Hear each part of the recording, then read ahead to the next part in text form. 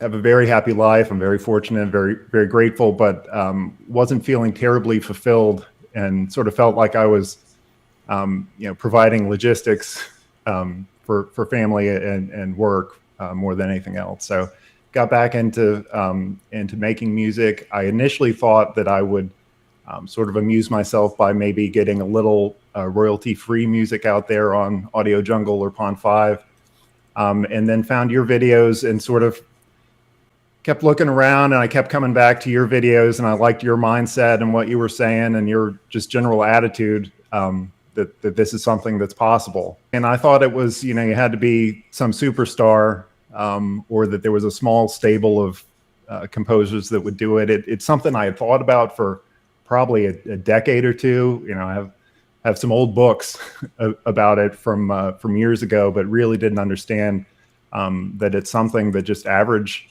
people can do.